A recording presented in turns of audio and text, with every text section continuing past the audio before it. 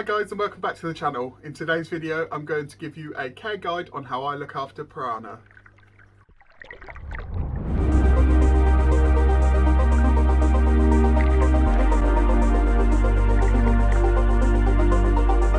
Hi guys, welcome back to the channel. So like I say, in today's video I'm going to be talking to you about how I look after piranha.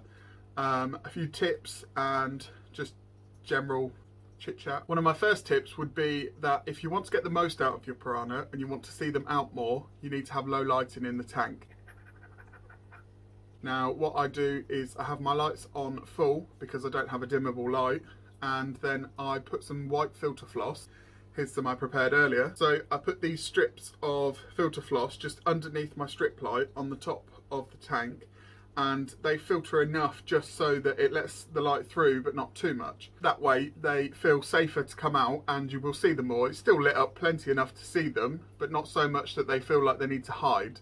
Another tip that I would have is to put bogwood in your tank, or things like, what are the leaves called? Alexa, what are the leaves called that give off tannins? Alexa, Alexa, Alexa. Anyway, so you can get specific leaves that they sell in pet shops. I think they're almond leaves. I might be completely making that up, but you'll see them. They're in pet shops. I'll put it up on the screen here what they're actually called. Or you can use bogwood, and basically they release tannins into the water. So they make your water into what's called black water. It just basically means it gives it sort of like a browny, yellowy tinge to the water. I don't know if you can see.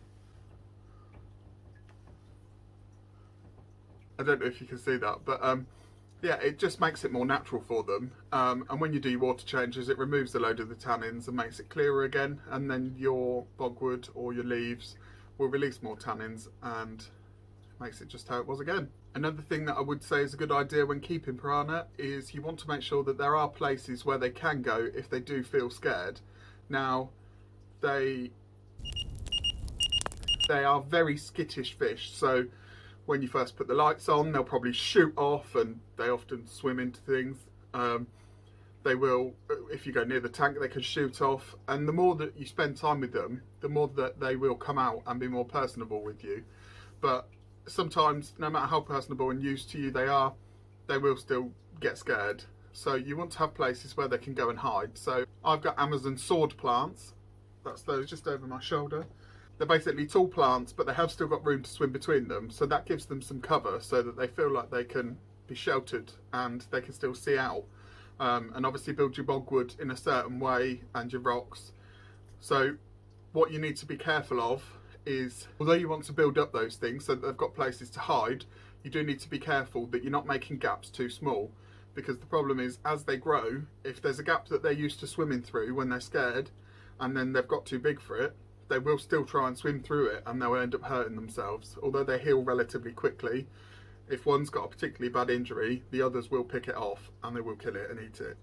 With regards to substrate that you want to have them on, I don't think it really matters. I like to mimic their natural surroundings, so I've got sand mixed with some like black grit and then loads of pebbles, and I like that because I think it looks very natural. Other people like other things, but it's personal choice really at the end of the day. They don't particularly do anything with the substrate, so it's not like Cory or a catfish need sand because they've got the little barbell whiskers, and if they have sharp rocks or anything they'll damage them because they like to go through the sand. So with these, they don't really do anything with the sand, so it doesn't really matter. You want to make sure with these guys that you've got a good filtration system, because it's not necessarily that they provide a lot of waste produce. It's the fact that the things that they eat can be really messy. So that leads us on to food. So generally I feed them things like smelt. I did a video the other day showing them eating. You can see that there. They're basically just small frozen fish about that long, and just chuck them in frozen and they eat them. But because they are fish, they release a lot of oil, and the oil rests on the top of the surface of the tank. And you need that to be moving over so it can get to the filter and filter it out. If you haven't got a strong enough filter, then the oil's just going to sit on the top of the aquarium and it's going to stop the oxygen getting into the tank, so that's not good. Other things that you can feed them, they like a high protein diet, so I give them things like frozen bloodworm, beef heart, brine shrimp. Now they're bigger, I generally just stick to prawns and smelt the fish. I give them bloodworms occasionally, they do love them, but they are so tiny. Here they are. Hello. Some people feed them on pellets, mine wouldn't touch them. They wouldn't touch flakes or anything like that. They did have some dried up shrimp when they were young, but I'm going to try them on garden worms soon. I need to see if I can get them from anywhere, like a fishing shop or something, so I know that they've not been dug out of a garden and potentially eaten soil with pesticides and things in, because you don't want to give that to your fish. You will notice on your fish sometimes they will literally have chunks missing out of them or fins completely missing.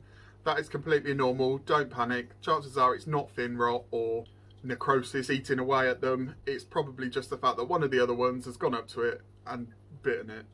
I know that sounds really brutal, but they do it all the time. You will see with these guys, they heal incredibly fast. So one day they can have a bite missing out of them and sort of 2-3 days later it can be gone or a fin has grown back. They just heal so fast. Another thing that we can move on to is the myth behind piranhas, that everybody thinks that they're so vicious and that they will eat you. So what I'm going to do now is I'm actually going to put my arm in the tank and show you that they're not bothered. They will all just run and hide. I mean, they won't run, they don't have legs, but they will all just swim and hide. If this goes terribly wrong, you're literally going to see me lose a finger, but hey, that's good content too. So I will stand up now and show you. So what I'll do now, I'll just wait for them to come over, and then I'm literally just going to put my arm straight in the tank. Did you see them shoot off? I'll wiggle my fingers. They're not bothered. If I stay still, they might come over. As you can see, they're not even slightly interested. They're all over there, huddled up in the corner. Oh, one's just swam behind me. But they're scared. Can you see them? So, just whilst I've got my hand in here, I might as well show you. So these are the Amazon sword plants that they like. This is the bogwood. You've got the rocks and the sand substrate along the bottom. But yeah, they're scared of me. They're not coming to eat me. They're not biting my hand off. Ta-da! So I'm back sat down in front of the tank now. Still got all my fingers. So yeah, they're not interested. The myths all come from films and things. You've just seen me have my hand in there. They were scared of me. They haven't come to bite my fingers off. They're just skittish. A lot of people, when you search for videos on YouTube to ask about piranhas, they say, oh, don't get them, they're boring. I don't think they're boring at all. I really enjoy them. I think a lot of people get them and throw them in the tank and then they don't bother with them. So then they're going to be scared and they're going to hide. You have to sit in front of the tank, give them your time. They will get used to you. They come right up to the glass when I sit next to it and they're not bothered. If we go on to temperature now, the ideal temperature for them is about 24 to 26 degrees. I keep mine at about 25, so right in the middle. And they always seem quite happy. It's actually like a little radiator. It's lovely. And they always seem more than happy like that. When I do water changes, I just take the water out and then I just put cold water back in. Drops it down to probably like 22, 23 degrees and they're not fussed. They actually quite like swimming through the cooler water as it's going in. So I wouldn't worry too much about trying to match the temperature to get the water in, but that's personal preference, that's up to you. So now we'll move on to tank mates. Now, lots of people want to have things in with their piranha. They don't like a specific species only tank. It would be nice to have a pleco in there or something to clean the algae off, although I don't really get a lot of algae in this tank actually. I very rarely have to clean the algae off the glass. Some people swear by the fact that you can have loaches in with them or plecos. Now, if you want to do that, do it at your own risk. I have seen the way that these things eat. I'll put some footage in now of them eating a small fish and you decide whether you want to put any tank mates in with them or not.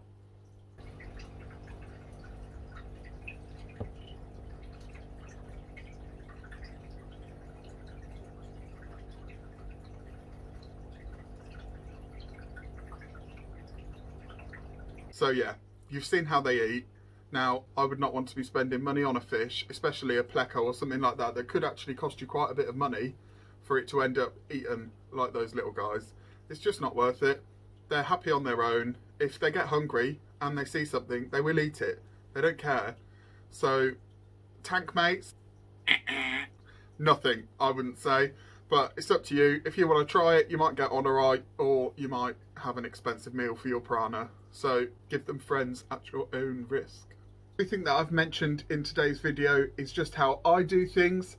Other people do things differently, and that's fine. Do what works for you, but these are the things that I would suggest. If anybody's got anything that they do with theirs and they want to suggest it, pop it in the comments. That's absolutely fine. Let's help everybody together. That's not a problem.